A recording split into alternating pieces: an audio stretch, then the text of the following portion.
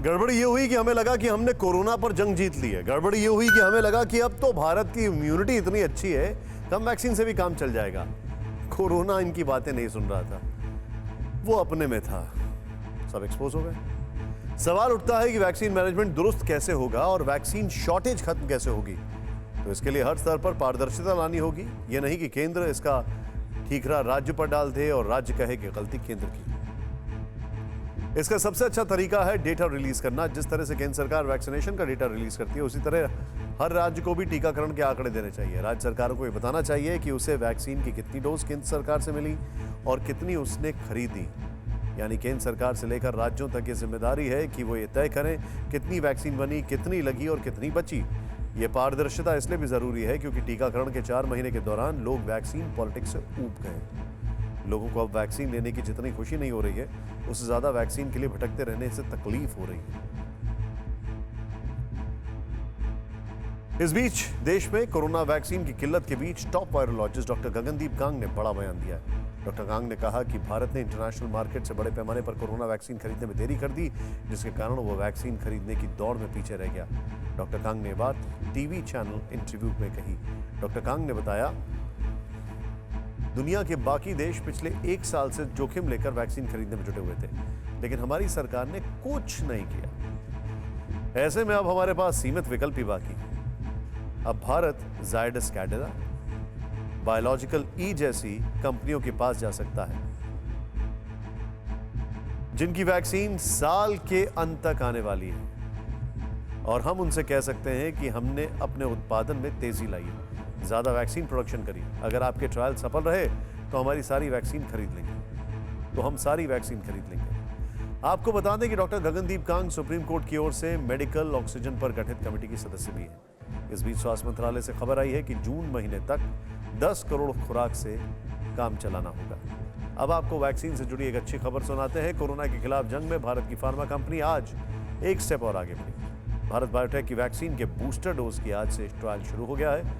हमारे संवाददाता, जिन्होंने सबसे पहले इस वैक्सीन का बूस्टर नहीं बल्कि जो पहला डोज का ट्रायल हुआ था वो लिया था, कुमार कुंदन ने इसका बूस्टर डोज में भी ट्रायल लिया। सबसे पहले जानिए कि कोवैक्सीन की बूस्टर डोज क्या है। अब तक आप जानते सुनते रहे कि कोरोना वैक्सीन की 2 डोज लेने पर कोरोना के खिलाफ आपके शरीर में एंटीबॉडी कुछ महीनों तक रहती है और कोरोना से संक्रमण के बाद शरीर में एंटीबॉडी कुछ हफ्ते तक रहती है। लेकिन हो सकता है कि कोरोना वैक्सीन की बूस्टर डोज लगने के बाद आपके शरीर में कुछ साल के लिए एंटीबॉडी रह सकती है और साल दर साल आपका शरीर कोरोना से मुकाबले के लिए फिट रहेगा। आपको यहाँ ये भी बता दें कि भारत में सरकारों के पास ऐसा कोई डेटा नहीं है जो ये बता सके कि कोरोना वैक्सीन से आपके शरीर में कितने समय तक एंटीबॉडी रहेगी। इसीलिए भारत बायोटेक ने वैक्सीन के बूस्टर डोज का ट्रायल शुरू किया। TV9 भारतवर्ष के संवाददाता कुमार कुंदन को भी इस ट्रायल में कोवैक्सीन की बूस्टर डोज दी गई। कोवैक्सीन ने पहले और दूसरे डोज के ट्रायल के बाद अब बूस्टर डोज पर भी ट्रायल करना शुरू कर दिया है। जी हां, नई दिल्ली के एम्स स्थित संस्थान में तकरीबन 25 लोगों पर कोवैक्सीन दोबारा से बूस्टर डोज का ट्रायल शुरू किया जा रहा है। दोबारा से इसलिए क्योंकि ये वही लोग हैं जिन पर पहले डोज का भी ट्रायल हुआ था, पहले और दूसरे डोज का। उनमें से 25 लोगों का चयन किया गया है।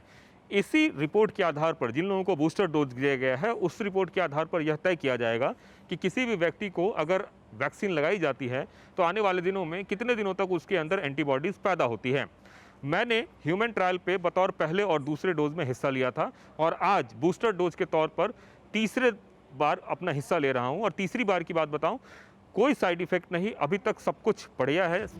आपको बता दें कि कोवैक्सीन की बूस्टर डोज उन्हीं लोगों को दी जा रही है जिन्होंने इसके ट्रायल के दौरान वैक्सीन की दोनों डोज ली थी। दिल्ली में ऐसे 25 लोगों को और देश में 190 लोगों को बूस्टर डोज दी जाएगी।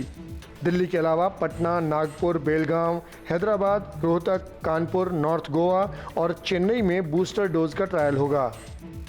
अभी तक 2 डोज का प्राइमरी शेड्यूल था, 2 डोज दिया जा चुका है, उससे एक इम्यूनिटी डेवलप्ड है।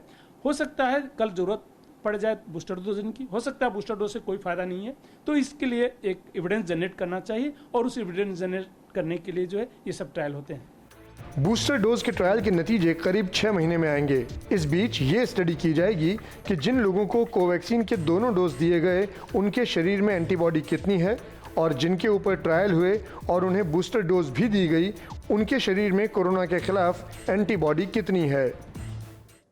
परवाह देश की, सोमवार से शुक्रवार रात 10 बजे TV9 भारतवर्ष पर।